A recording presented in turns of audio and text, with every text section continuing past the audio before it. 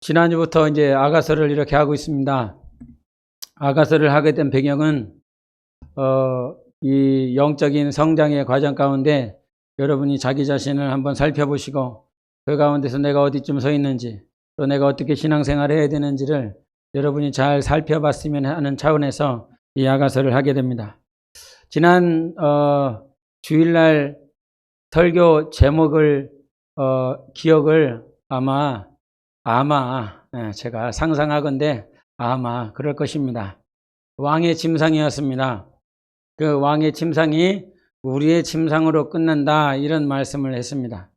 근데 지금 이제 어디에 있냐면 2장 초입에 들어가는 그 장소도 어디에 있냐면 왕의 침소, 왕의 침상에 있는 것입니다. 지금 대화를 하고 있는 것입니다.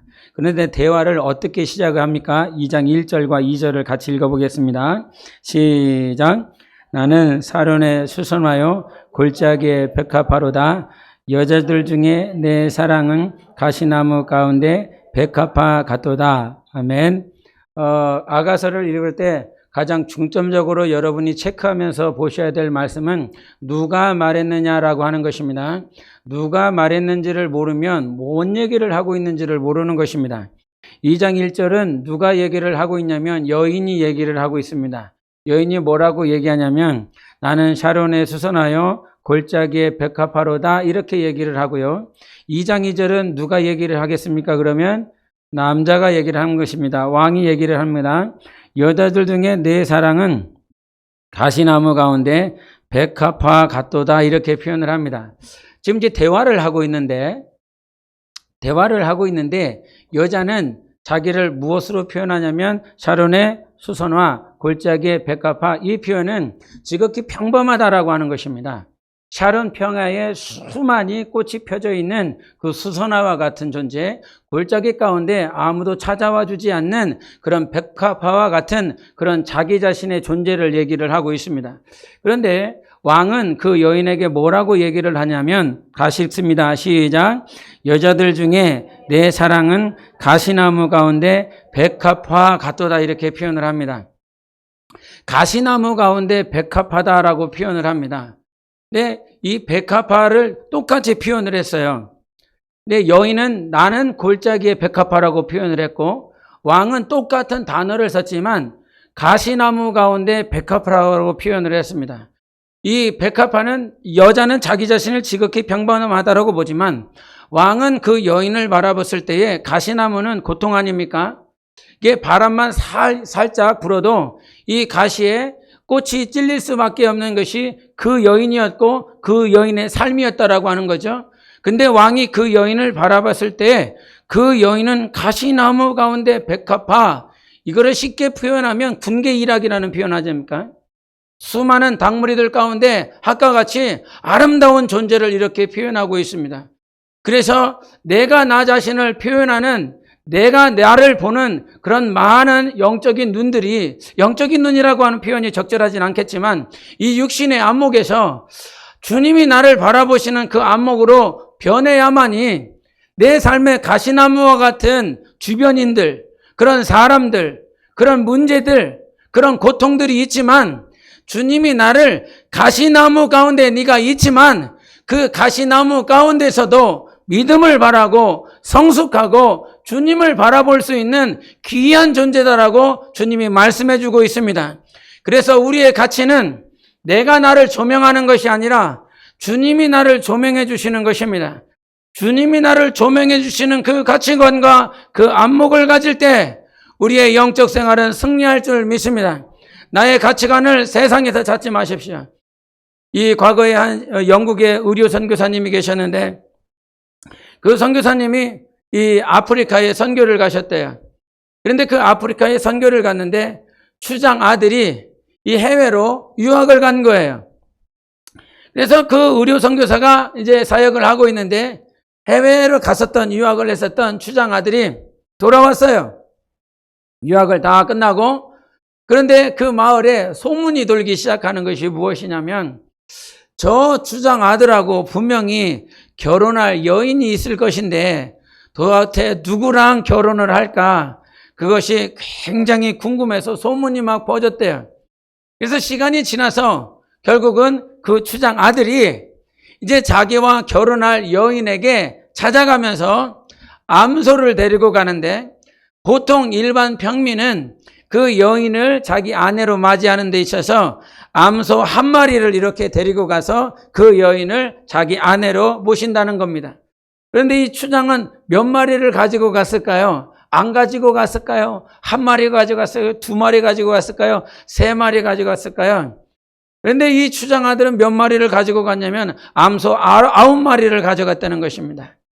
암소 9마리를 가져가서 그 여인을 자기 아내로 맞았는데, 그 여인은 지극히 평범하다 못해 지극히 가난하고 질병이 있고 배운 것도 없고, 정말 한 번도 그 마을 사람들이, 추장 아들이 저 여인을 아내로 맞이할 것이라고는 한 번도 생각하지 못한 그 여인에게 가서 사랑 고백, 프로포즈를 했다는 것입니다.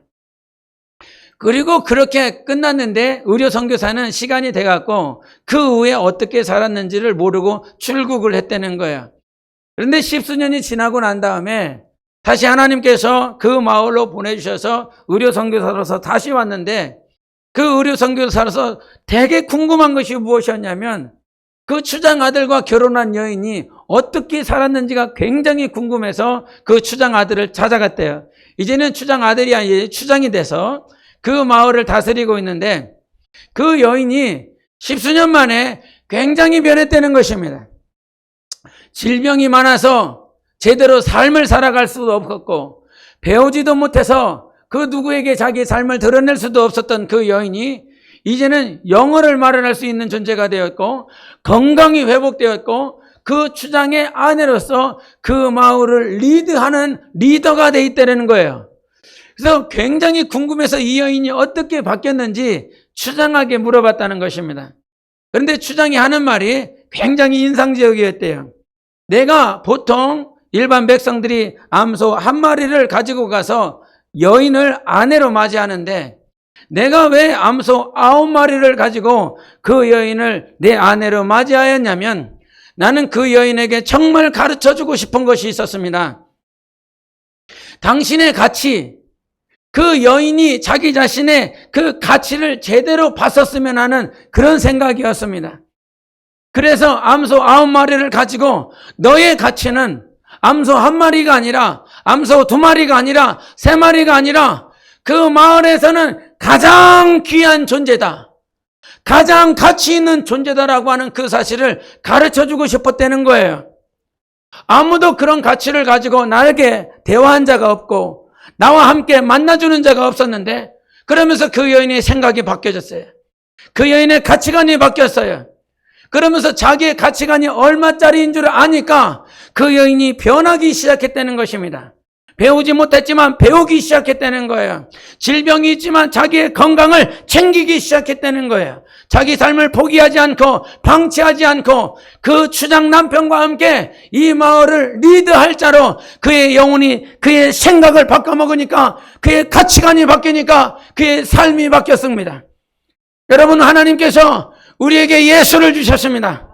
암소 9마리가 아니라 당신의 전부를 우리에게 주셨습니다. 그래서 2장 2절을 다시 한번 읽겠습니다. 시작. 여자들 중에 내 사랑은 가시나무 가운데 백합화 같도다. 우리 가시나무 가운데 백합화, 요거를 좀 크게 읽어보십시다. 시작. 여자들 중에 내 사랑은 가시나무 가운데 백합화 같도다. 시작. 여자들 중에 내 사랑은 가시나무 가운데 백합화 같도다. 아멘. 우리의 가치관이 바뀌어야 됩니다. 여러분의 인생을 쓰디쓴 그런 쓴 잔을 먹고 지금까지 이 땅 가운데 살았을 수도 있었습니다. 가시나무가 너무 많아서 항상 찌르는 자들, 아픈 자들, 무슨 한마디를 하면 그 한마디가 내가 너무 아프고 막 눈물이 나고, 이 아픔을 도저히 내가 이길 수 없는 그런 존재. 그런데 그런 가시나무와 같은 삶 가운데 비록 있지만 그 백합화는 하늘을 향하여, 우리 주님을 향하여 오늘도 올곧게 뻗고 있습니다. 비록 아파도, 비록 고통스러워도 주님만 바라보고 있는 나를 하나님은 가시나무 가운데 백합화라고 우리의 영혼을 표현해주고 있는 것입니다. 그래서 여러분, 하나님은 우리에게 당신의 전부를 주셔서 우리를 사랑하신 분이십니다. 가시나무 있을 수 있습니다. 왜 아프지 않겠습니까? 왜 어렵지 않겠습니까? 인생이 그런 것이었는데. 안 아팠어요? 지난 한 주간 고통이 없었어요. 그럼에도 불구하고 나는 주님을 볼 때에, 주님을 바라보고 있을 때에 우리 주님은 내 영혼을 전부를 다 바쳐서 주신 그 사랑으로 우리의 영혼을 바라보고 있는 것입니다. 그것이 4절입니다. 시작. 그가 나를 인도하여 잔치집에 들어갔습니다. 사랑은 내 위에 깃발이로구나. 아멘. 장소가 4절에 바뀌었어요. 왕의 침상, 왕의 침소에서 4절에 왕이 여인을 어디로 끌고 갔습니까? 잔치집으로 끌고 갔습니다. 침소에서 나왔어요. 침상에서 나와서 잔치집을 보여주는 거예요. 그런데 그 잔치집으로 들어가면서 자기에게 가지고 있는 자긍심, 프라이드가 무엇이었냐면 그 사랑, 즉 주님의 그 사랑은 내 위에 깃발이다라고 표현을 합니다. 여러분, 여호와 니시라고 들어보셨지요? 모세가 아론과 홀과 여호수아가 아몰렉과의 전쟁 가운데서 주님이 가르쳐 주시는 그 방법대로 기도하는 자들은 기도했었고 전장터에서 싸워야 될 자는 싸웠습니다. 그런데 그거 싸웠기 때문에, 여호수아가 잘 싸웠기 때문에 이긴 것 아니라 모세가 기도를 열심히 잘했기 때문에 그가 승리할 수 있었던 것이 아니라 하나님의 말씀에, 하나님의 방법을 따라 순종하였더니 하나님께서 이기게 하여 주셨습니다. 그럴 때에 여호와 니시다, 이 말이 무엇입니까? 나의 주님이 나의 깃발이다라고 말씀해 주셨어요. 그것이 여호와 니시인 거예요. 내가 오늘도 내 위에 깃발이 있는데 그 아말렉과의 전쟁 가운데서는 나의 주님이 깃발입니다 라고 표현했지만 2장 4절에서 나의 깃발은 무엇이냐면 주님의 사랑입니다. 주님의 사랑이 내 위에 그 깃발로 서 있는 것입니다. 그것이 내 영혼의 자랑인 거예요. 주님이 나를 사랑하십니다. 주님이 나를 사랑하십니다. 주님이 나를 사랑하십니다. 계속 사랑하십니다. 그것이 잔치집에 들어갔다라고 할지라도 주님이 나를 사랑하신다라고 하는 그것이 내 영혼 가운데 막 잡혀 있어야 되는 것입니다. 그런데 여러분, 이 2장을 보는 데 있어서 이렇게 사랑이다라고 표현하고 주님의 그 사랑이 내 깃발이다라고 표현했었던 이 여인이 가치관이 확 바뀐 것 같지만 사실은 그렇지 않아요. 2장 1절에 뭐라고 표현했죠? 나는 샤론에 수선하여 골짜기에 백합하다라고 표현을 하잖아요. 이 단어가요 끝까지 가는 거예요. 이 말이 계속 끝까지 가는 거예요. 2장 5절을 한번 보겠습니다. 2장 5절 시작. 너희는 건포도로 내 힘을 뒀고 사과로 나를 시원하게 하라. 내가 사랑함으로 병이 생겼음이라. 여러분, 주님께서 우리에게 주시는 것이 사랑이었어요. 당신의 모든 사랑을 주셨어요. 그러면서 어떤 분들은 이 2장 5절에 내가 사랑함으로 병이 생겼음이라, 이거를 어떤 병이라고 표현을 해요? 상사병이라고 이렇게 표현을 해요. 정말 너무 좋은 단어예요. 제대로 표현한 단어예요. 상사병. 그런데 이 상사병의 유래가 어디서 왔냐면, 중국 송나라의 강왕이라고 하는 왕이 있었는데 자기가 너무 아끼는 시종이 있었어요. 그런데 이 시종에게는 너무 아리따운 아내가 있었던 거죠. 마치 다윗처럼. 그런데 그 강왕이 시종을 저 변방으로 보내버리고 그 아리따운 아내를 자기의 후궁으로 들여버리는 거예요. 이 변방으로 가버렸었던 이 남자는 그 변방에서 자살해 죽어버립니다.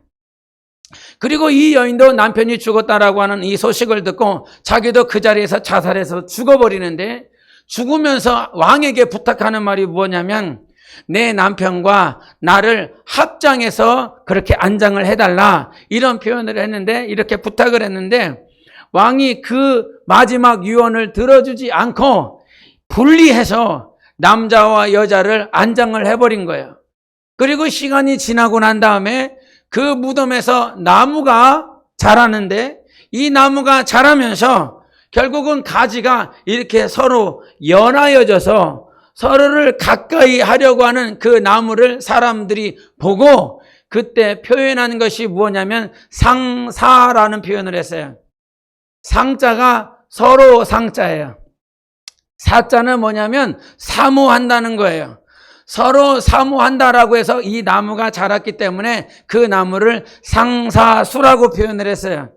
서로 사모하는 나무가 됐다라고 하는 그 상사수에서 유래된 것이 상사병인데 이 상사병은 서로 막 갈망하고 서로 막 사모하는데 이 사랑이 이루어진 것입니까? 이루어지지 않은 것입니까? 이루어지지 않은 거예요. 그래서 상사병의 증상을 제가 찾아봤어요. 상사병 걸리신 분 1. 넘버 1. 하루 종일 그 사람만 생각나고 일에 집중이 안 된다. 2번. 이유는 모르겠는데 서글프고 기분이 축 처진다. 3번. 얼굴이 보고 싶고 목소리가 듣고 싶다. 4번. 가슴이 답답하고 머리가 멍할 때가 있다. 5번. 꿈에 그 사람이 나온다. 윤미자 권사님, 이범석 집사님이 나오시지요? 악몽인 거예요? 아니면 좋은 꿈인 거예요? 목사가 여러분 꿈에 안 나오시지요? 예, 그럴 줄 알아요. 그렇게 안 나올 거예요. 근데 상사병의 증상이 바로 이와 같다는 거예요. 근데 이 모양들을 이렇게 유심히 살펴보면요. 내부적인 요인들, 외부적인 요인들이 이렇게 함께 다 깔려 있어요. 내적인 요인과 외적인 요인들 때문에 이 사랑하지만 그 사랑을 이루지 못하는 그런 모양들을 이렇게 보게 된다 이 말이죠. 여러분 셰익스피어가 쓴 미국 가운데 유명한 게 하나가 있는데 상사병 때문에 이루어진 그 작품 뭐가 있죠? 로미오와 김영진이 있어요. 응? 로미오와 줄리엣이 있는데 로미오의 가문은 몬테규 가문이래요. 그리고 줄리엣 가문은 이거 발음도 힘들어. 캐플겟 가문이래요. 그런데 이 가문은 서로 원수 집안 아닙니까? 그런데 이 원수 집안 가운데 그 줄리의 생일잔치 가운데 본래는 로미오가 자기가 사랑하는 여자를 만나러 그 만찬에 갔는데 줄리엣을 보고 한 번에 눈이 콩깍지가 돼버렸어요. 그래서 그 여인을 사랑하게 되지요. 그런데 원수지간이라 사랑할 수 없어서 이 줄리엣이 그 신부에게 찾아가서 우리가 어떻게 하면 이 사랑을 완성시킬 수 있습니까? 그랬더니 신부가 방법을 가르쳐 줍니다. 내가 너에게 약을 줄 테니까 이 약을 먹어라. 그러면 이틀 동안 죽은 자처럼 살아있을 것이다. 이렇게 말을 합니다. 그래서 그 약을 먹었더니 결국은 의식불명의 상태가 되어서 사람들이 봤을 때는 완전히 죽어있는 자가 되었지요. 그런데 이 로미오에게 신부가 이 여자가 죽은 게 아니라 내가 약을 줘서 잠깐 의식불명의 상태가 되었다 편지를 보냈는데 이 편지가 미스가 나서 결국은 로미오가 줄리엣에게 와서 그 여인이 죽은 것을 보며 자기도 뭘 먹어요? 독약을 먹습니다. 독약을 먹자마자 누가 깨어납니까? 줄리엣이 깨어납니다. 할렐루야! 할렐루야! 나만 말하지 마게 해주세요.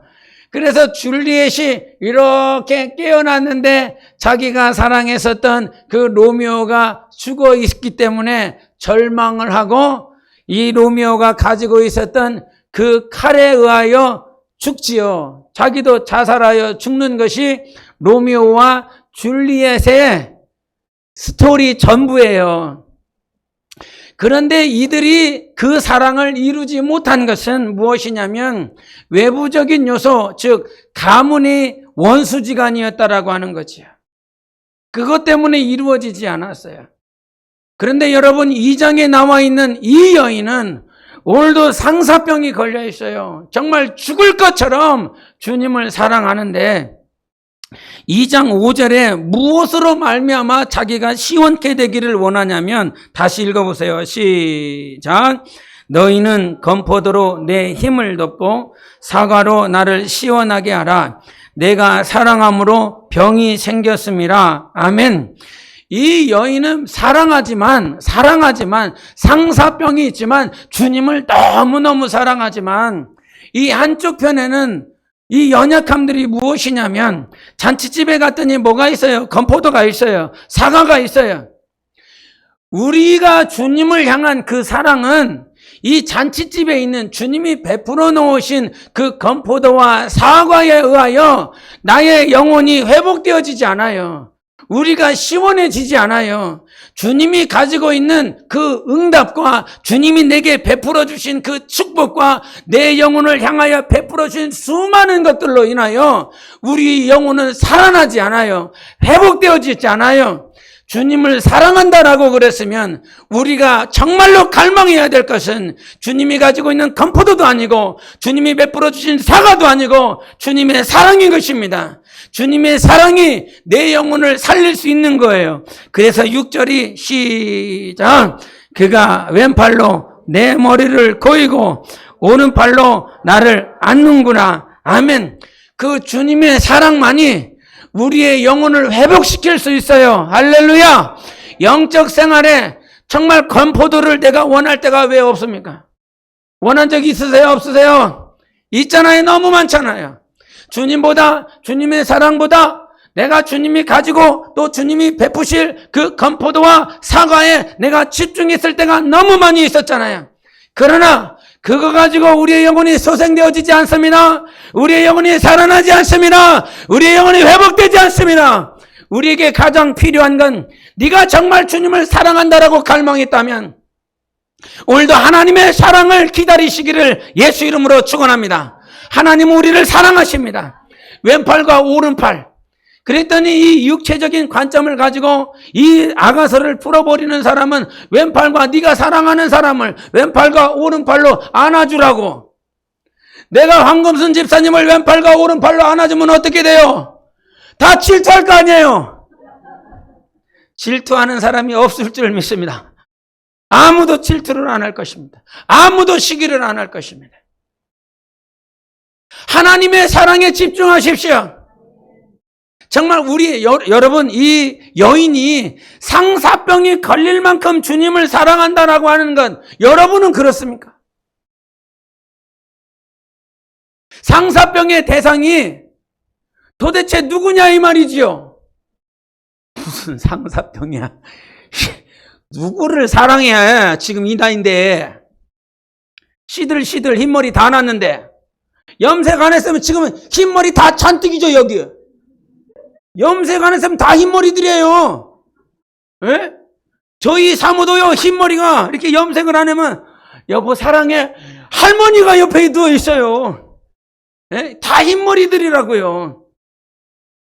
이제 나이가 이렇게 됐는데 무슨 사랑이냐라고 표현할 수 있겠지만, 우리 육신의 사랑이 아니라 주님이 우리에게 정말 주님을 사랑할 수 있도록, 상사병 걸릴 수 있도록 언제 해봤냐 이 말이오. 언제 그랬어, 암승원? 상사병. 언제? 너 손 안 내리냐, 너? 거짓말하고 그래. 상사병을 도대체 언제 해봤냐 말이에요. 주님을 향해서. 우리 주님 때문에 막 상사병에 걸려갖고 주님이 막 꿈에 나와. 지난 한 주간 주님이 꿈에 나왔어요. 주님이 악몽으로 나왔어요. 네? 약간 추우세요? 네? 모포 좀 갖다 드려요. 기도를 충만하게 안 해갖고 추운 거 아니에요. 어? 기도를 충만하게 했으면 지금 땀이 났을 텐데. 어?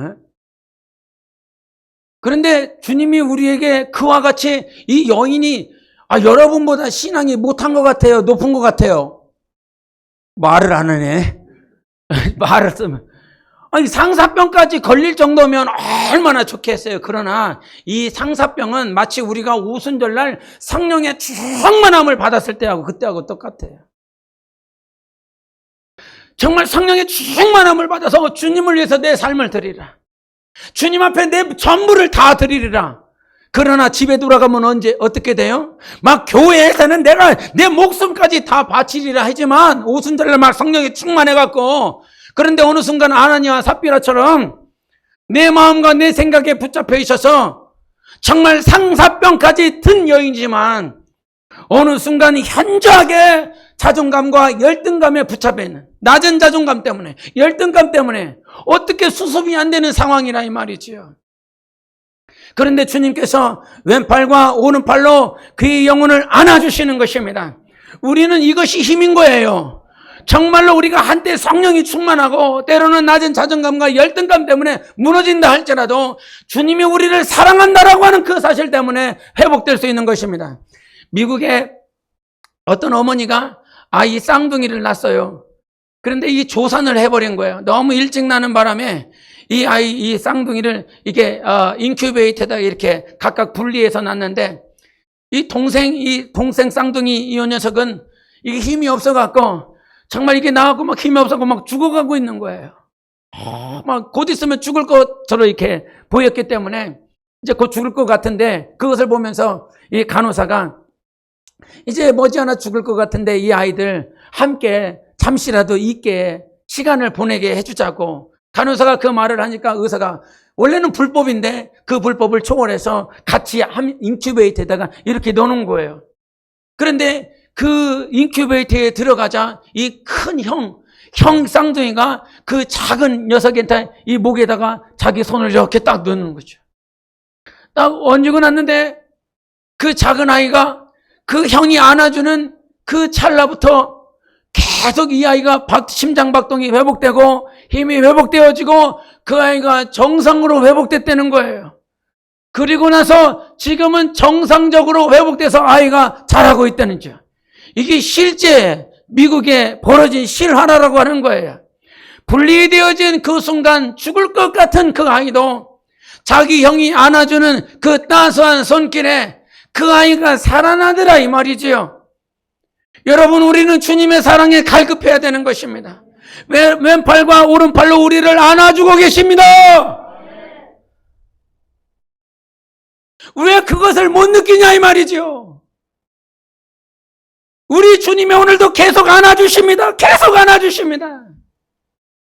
그런데도 우리는 그게 안 되죠. 주님이 나를 안아주시는데 오늘도 건포도 바라보며 오늘도 사과를 바라보며 나를 좀 시원하게 해달라고. 여러분, 우리 안에 주님을 향한 갈망들이 더욱더 회복되시기를 예수 이름으로 축원합니다. 정말로 주님께서 우리에게 보여주고 있는 거예요. 그런데 이 여인은 주님이 그렇게 사랑하는데도 잘 보이지 않기 때문에 성경에 이 7절에서 어디로 이게 들어가냐면 7절을 한번 읽어보시겠습니다. 시작. 예루살렘 딸들아, 내가 노루와 들사슴을 두고 너희에게 부탁한다. 내 사랑이 원하기 전에는 흔들지 말고 깨우지 말지니라. 지금 뭐로 들어갔냐면 이렇게 꿈속으로 이게 잠이 든 거죠. 잠에 빠진 거예요. 그 잔치집에서. 이제 꿈속으로 들어가면서 성경에 하나님께서 과거에 구약에 어떻게 역사를 하셨냐면 선지자를 통해서 역사하셨어요.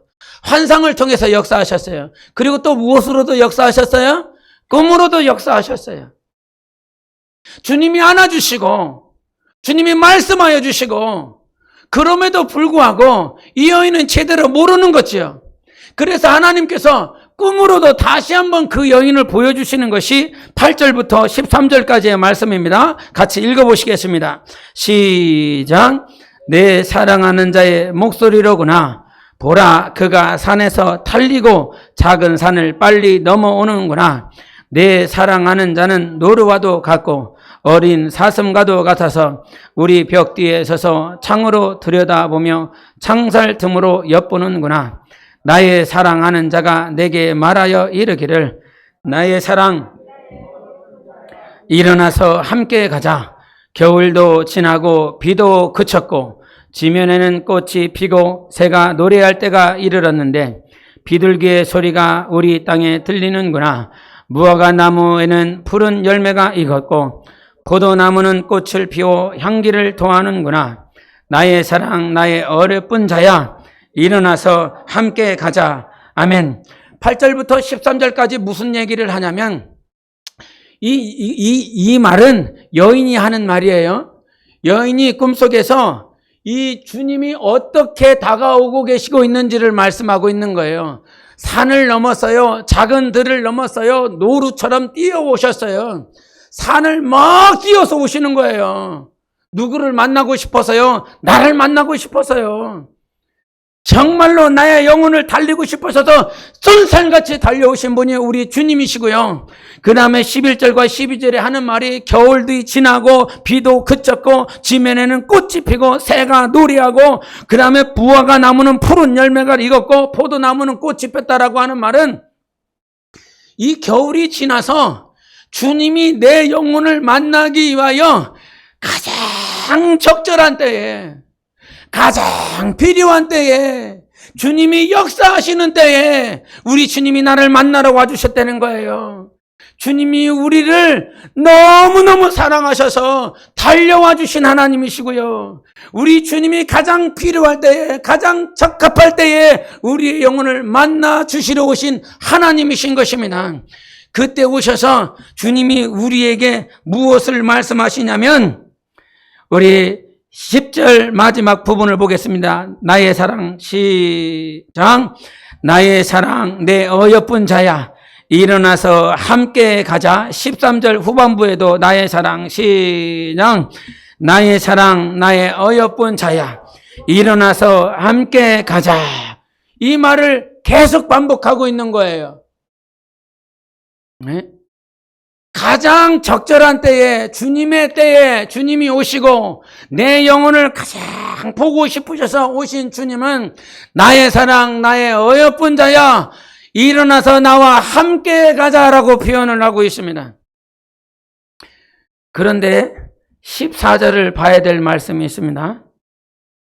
14절 시작. 바위 틈 낭떠러지 은밀한 곳에 있는 나의 비둘기야 내가 네 얼굴을 보게 하라. 네 소리는 듣게 하라. 네 소리는 부드럽고 내 얼굴은 15절까지 우리를 위하여 여우 곧 포도원을 허는 작은 여우를 잡으라. 우리의 포도원에 꽃이 피었음이라. 아멘. 15절에 어떤 이 아가서에 대해서 책을 쓰시는 분들이나 또 이렇게 이 아가서에 대해서 말씀을 하시는 분들 가운데 간과하는 부분이 무엇이냐면 뉴 킹 제임스 버전의 성경을 보면 이 15절을 한번 잘 보세요. 15절의 시작이 무엇이요? 우리를 위하여 여우 곧 포도원을 허는 작은 여우를 잡으라 그랬으면 우리를 위하여라고 그러면 여러분 우리가 누구일 것 같습니까? 우리 지금까지 등장했었던 인물들 한번 말씀해 보시겠습니까? 누구요? 여자,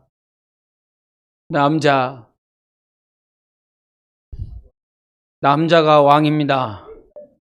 네, 또 예루살렘 딸들, 그 다음에 어머니의 아들들 있죠. 또 등장하는 인물이 있어요? 지금 여기까지 이렇게 등장했단 말이죠. 그럼 여자는 단수예요, 복수예요? 남자는 복수예요, 단수예요? 복수는 예루살렘 딸들하고 어머니 아들들밖에는 없는 거죠. 그죠? 그러면 이 우리는 누구냐 이 말이에요. 우리라고 그랬더니 또 다라고 그러네. 자, 1장 6절을 보시겠습니다. 1장 6절 시작. 내가 햇볕에 쬐어서 거무스름할지라도 흘겨보지 말 것은 내 어머니 아들들이 나에게 노하여 포도원지기로 삼았음이라. 나의 포도원을 내가 지키지 못하였구나. 포도원과 관련돼서 나오는 인물은 예루살렘 딸들이 아니라 어머니의 자식들입니다. 어머니의 아들들입니다. 그러니까 우리를 위하여라고 하는 것은 오빠들인 거예요. 그래서 뉴 킹 제임스 버전에 보면 그 15절 후에 her brothers이라고 표현을 하고 있어요. 그러니까 오빠들이라고 표현을 하고 있는 거예요. 오빠들이 그럼 누구한테 얘기를 하고 있을까요? 오빠들이 예루살렘 딸들한테 얘기를 하고 있을까요? 왕에게 얘기를 하고 있을까요? 누구에게 얘기를 했겠어요? 오빠들이 누구한테 얘기했겠어요? 할렐루야! 정신을 차리자! 지금 오빠들은 누구한테 얘기하냐면 그 여인한테 얘기하는 거예요. 예루살렘 딸들한테 얘기하는 것 아니고 왕한테 얘기하는 거 아니고 그 여자한테 얘기를 하는 거예요. 그러니 이 여인의 삶은 정말 주님을 향한 거룩한 갈망, 마치 성령의 충만함을 받은 그 열정 갈망들이 충만한데 내면적인 요소, 주님을 향한 거룩한 사랑, 상사병이 날 정도인데 자기 안에 내면적으로 문제가 있는 것은 무엇이냐면 나는 지극히 평범해요. 주님 이 한마디. 나는 샤론의 수선화예요. 골짜기의 백합화예요. 이런 표현을 하면서 주님이 원하시고 주님이 말씀하시는 그 자기 영혼의 관점이 회복되어지지 않는 문제와 외부적인 문제는 뭐가 있냐면 오빠들로 인하여 오빠들이 항상 폄하하고요. 회방하고요. 자기의 그 여동생을 향하여 그냥 종처럼 부리는 그러한 시각들 가운데서 그 여인은 살아나지 않고 있어요. 이 여인이 왜 오늘도 샤론에 수선하고 골짜기에 백합화라고 그렇게 표현하겠어요? 원인이 어디에 있을 것 같아요, 여러분? 오빠들 때문에 그런 거 아니에요. 항상 그렇게 평가하고 항상 그렇게 폄하하고 회방하고 종처럼 부리고 있는 그 오빠들 때문에 그렇게 항상 들었어요. 그렇게 항상 행동할 수밖에 없었어요. 그러니 그 여인은 나는 이런 존재구나. 주님을 정말 사랑하고 상사병이 들었는데도 불구하고 주님을 온전히 사랑하지 못하는 그 여인의 한계, 믿음이 성장하지 못하고 성숙하지 못하는 한계가 어디 있냐면 오빠들이 항상 나를 그렇게 대접했어요. 그렇게 얘기해 줬어요. 그래서 나는 그런 줄 알고 있어요. 성령의 충만을 받을 때는 아 그렇구나. 주님이 나를 사랑하시는구나. 주님이 나를 이렇게 달려와 주셔서 나를 안고 계시는구나 표현하고 그렇게 인정하지만 다시 집으로 돌아가면 포도원에 돌아가면 오빠들을 보게 되는 거죠. 야, 너 포도원이나 쳐. 작은 여우가 와서 우리 포도원 다 망치니까 가서 포도원이나 치라고. 그런데 주님은 뭐라고 말씀하세요? 나의 사랑 나의 어여쁜 자야. 일어나서 나와 함께 가자. 어디 가자는 거예요? 주님께서 양떼를 치는 곳에 가자는 것입니다. 16절 시작. 내 사랑하는 자는 내게 속하였고 나는 그에게 속하였도다. 그가 백합화 가운데서 양떼를 먹이는구나. 주님이 어디서 양떼를 치고 있어요? 그 백합화 가운데서 양떼를 치고 있는 거예요.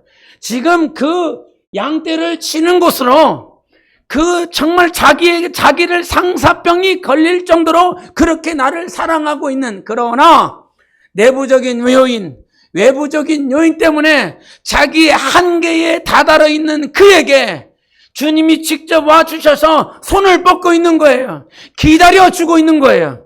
그러면서 하시는 말이 14절인데요. 14절 시작. 바위 틈 낭떠러지 은밀한 곳에 있는 나의 비둘기야. 내가 네 얼굴을 보게 하라. 네 소리를 듣게 하라. 네 소리는 부드럽고 네 얼굴은 아름답구나. 주님의 은혜가 여기 있어요. 나 같으면 안 기다려. 이슬을 맞으면서 그 새벽에 그 창 넘어서 계속 바라보면서 그 여인을 있거든요. 그 새벽에 얼마나 춥겠어요. 봄이지만 이스라엘인데. 시간차가, 일교차가 얼마나 나는데. 그럼에도 불구하고 계속 주님은 무엇을 요구하고 있냐면 네 얼굴을 나한테 보여달라. 주님이 보고 있어요. 주님이 보고 있는데 그 여인한테 뭐라고 말을 하냐면 네 얼굴을 보여달라고. 네 소리를 듣게 해달라고. 그런데 가장 큰 요인, 그렇게 하지 못하는 이유는 지극히 평범한 열등감과 낮은 자존감 때문에 그렇게 되어져요.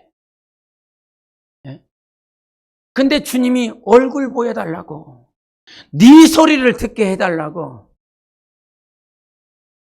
여기에서 우리가 정말 알아야 될 것이 무엇이냐면, 여러분 신학적인 용어로 자유의지, 프리윌 이렇게 들어보셨을 거예요. 자유의지. 이 자유의지에 대해서 논하면서 존 파이퍼 목사님이 자유의지가 있을까 없을까라고 하는 부분에 대해서 자유의지가 있다라고 그런다면 이렇게 자유의지에 대해서 생각한 걸 얘기하는데, 최종적인 자기 결정에 의해 선택했을 때, 중요한 단어가 뭐냐면 최종적으로 자기가 결정하여 선택했을 때 그때에는 자유의지가 있다, 이렇게 말씀을 하신 게 있어요. 그래서 최종적으로 궁극적으로 선택을 하면 그때 자유의지가 있다라고 이렇게 표현을 하자, 이렇게 얘기한 것이 있는데, 여러분 이 문장에서 한번 생각해 봐야 될 거 뭐냐면, 생각해 봐야 돼요. 우리가 그러니까 주님을 예수 그리스도를 나의 주님으로 선택했습니다. 그래서 내 자유의지를 가지고 예수 그리스도를 나의 주님으로 선택했습니다. 이게 내 의지라는 거죠. 자유의지를 가지고 예수님을 나의 주님으로 모셨습니다. 이때 자유의지가 최종적으로 결정을 했다는 거죠.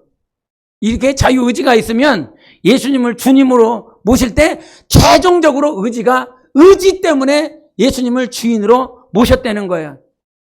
근데 생각을 해보세요.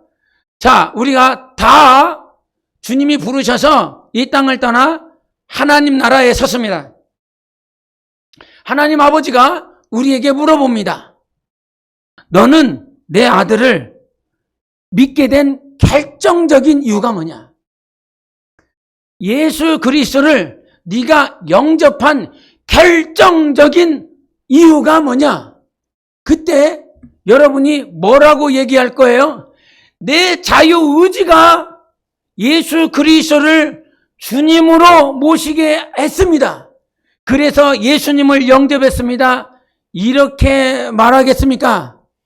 아니면 주님의 은혜로 말미암아 예수님을 주인으로 모셨습니다, 이렇게 말할 것입니까? 전자예요, 후자예요? 김기순 교우님, 저는 아름다운 비둘기 같은 분에게만 얘기합니다. 전자입니까, 후자입니까? 똑바로 내 눈을 보고 얘기하세요. 내 의지가 예수님을 주인으로 영접한 것입니까? 아니면 하나님의 은혜로 말미암아 예수님을 주인으로 영접한 것입니까? 1번, 2번. 2번인 거지요. 갈라디아서나 이 서신서를 보면 우리에게 만약에 의가 있어서 나의 의로 말미암아 예수님을 영접했다면 우리는 절대 구원받을 수 있는 존재가 아닙니다. 우리의 의는 하나님의 은혜로 말미암은 것입니다. 그래서 하나님의 은혜가 있었기 때문에 예수 그리스도를 영접할 수 있었습니다. 그래서 은혜 때문에 이 의지라고 하는 것은 정말 저 쓰나미처럼 몰려드는 그 은혜 가운데 나는 그냥 거기에 쓰나미에 밀려서 그냥 가는 거예요. 내 의지는 예수 그리스도를 영접할 때, 여러분이 잘 보란 말이에요. 예수 그리스도를 영접할 때 내가 예수님을 영접하리라, 영접할 것이다, 영접해야 돼, 영접해야 돼, 영접해야 돼, 이렇게 돼서 영접한 것이 아니라 주님이 우리에게 역사하시고 은혜를 주시고 성령으로 기름 부어주시고 성령으로 내 영혼을 뜨겁게 해주셔서 예수 그리스도를 자연스럽게 쓰나미에 밀려서 영접한 거예요. 내가 한 게 아니라 이 말입니다. 주님이 해주셨다 이 말이에요. 디모데후서 2장 25절 읽어볼 테니까 잘 들어보세요. 제가 뭔 얘기를 하려고 그러는지. 거역하는 자를 온유함으로 훈계할지니 혹 하나님이 그들에게 회개함을 주사 진리를 알게 하실까 하며.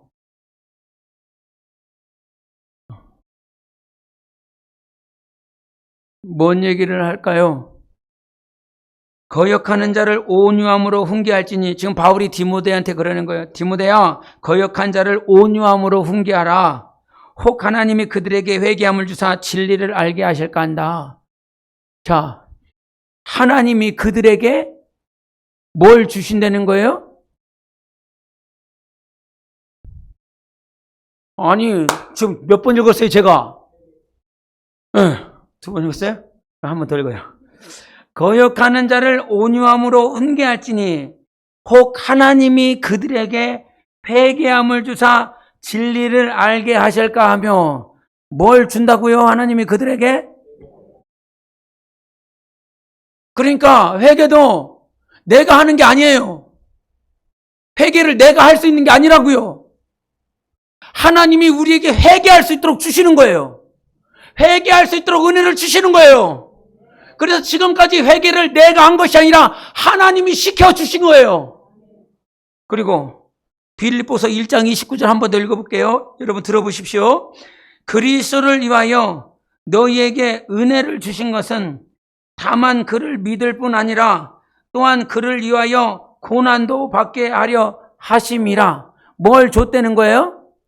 은혜를 줬는데, 은혜를 줬더니 그랬으니까 뭐 하게 되는 거예요? 그를 믿을 뿐 아니라 그를 위하여 고난도 받게 하려 하심이라, 이 말인 거지요. 그러니까 주님이 은혜를 주시니까 누구를 믿게 되는 거예요? 예수를 믿게 되는 거예요. 내가 예수를 자동적으로 믿는 게 아니라 이 말입니다. 내가 의지가 있기 때문에, 의지가 아주 특출나기 때문에 내가 예수를 믿을 수 있는 것이 아니라, 우리는 하나님이 은혜를 주시기 때문에 예수를 믿는 거예요. 은혜를 주시니까 고난도 받는 거예요. 나 순교하리라 기도하는 것들은 뭘 기도해야 되냐면, 주님 순교할 수 있는 은혜를 주세요 기도해야 되는 것입니다. 은혜가 없는 자들은 순교를 못해요. 은혜가 없는 자들은 선교 가면 안 돼. 은혜가 없는 자들은 전도 가면 안 돼. 인상 잔뜩 찌푸려갖고 전단지 주사 받아. 너나 받아. 전단지 아무도 안 받아. 은혜를 받아야 되는 것입니다. 영적 생활에는 은혜가 있어야 되는 것입니다. 그래서 은혜를 주시니까 고난도 받게 되는 것이지요. 그래서 우리는 우리가 할 수 있는 게 하나도 없다. 분명히 우리에게는 의지가 있습니다. 의지가 없는 것이 아니에요. 아비전토 친척을 부인해라 그랬다면 부인을 해야 되는 거지요. 그죠? 우리가 의지를 가지고 부인을 해야 되는 거죠. 내 삶 가운데 성령의 충만함이 없어도 어느 순간 의지를 발휘해야 될 때가 있어요. 그런데 이 의지는 하나님의 은혜 안에서 이루어지는 것입니다. 고린도전서 15장 10절에 내게 주신 그의 은혜가 헛되지 아니하여 내가 모든 사도보다 더 많이 수고하였으나 내가 한 것이 아니요 오직 나와 함께 하신 하나님의 은혜로라. 내가 한 게 아니야. 우리가 한 게 아닙니다, 여러분. 하나님이 하고 계십니다. 하나님의 은혜가 여러분을 이끌고 있습니다. 그래서 주님께서 뭐라고 말씀하시냐면, 나의 사랑아, 나의 어여쁜 자야, 일어나서 함께 가자 라고 그랬을 때에 주님이 요구한 게 있어요.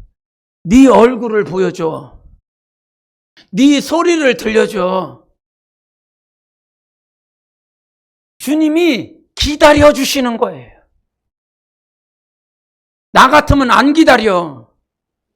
그런데 주님이 네 얼굴을 보여달라고, 네 소리를 들려달라고, 이 말은 네 의지를 가지고 함께 일어나기를 원하는 거예요. 네가 의지를 가지고 네 얼굴을 나한테 보여달라고, 네 소리를 들려달라고 주님 하겠습니다. 주님의 얼굴을 구하면 내가 주님과 함께 갈 것입니다. 함께 일어날 것입니다. 함께 갈 것입니다. 그 얼굴을, 그 소리를 네가 나에게 보여달라고 말을 하는 거예요. 그런데 알아야 될 것은, 우리는 내 스스로 내 얼굴을 주님께 보여줄 수 없습니다. 내 소리를 주님 갈게요 이렇게 말할 수 없습니다. 주님의 은혜가 있어야 되는 것입니다. 주님이 나에게 역사하실 때, 주님이 나와 함께 하실 때 비로소 우리는 주님께 내 얼굴을 들 수 있습니다. 주님 그렇게 할게요. 주님 그렇게 감당할게요. 그렇게 순종할게요. 내 얼굴과 내 소리를 내 자의적으로 들 수 있는 것이 아니라 오늘도 하나님의 은혜가 우리의 영혼이 주님을 향할 수 있도록 만들어 주시는 것입니다. 그래서 여러분 시편 27편 4절에 내가 여호와께 바라는 한 가지 일 그것을 구하리니 곧 내가 내 평생에 여호와의 집에 살면서 여호와의 아름다움을 바라보며 그의 성전에서 사모하는 그것이라. 아멘. 내가 바라야 될 한 가지가 있습니다. 하나님을 사모하십시오. 하나님의 집을 사모하십시오. 하나님의 아름다움을 사모하십시오. 하나님이 얼마나 아름다운지. 오늘 찬양, 경배와 찬양 내가 하려고 하는 거 다 해버려갖고. 제가 어제 저녁에 저희 예성이한테 야, 아름다운 것과 관련된 찬양이 뭐냐 그랬더니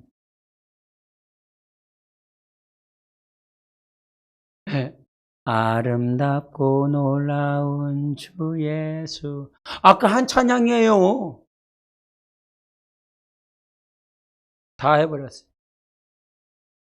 여러분, 저는 예배 가운데 성령이 일하시고 계심을 믿습니다.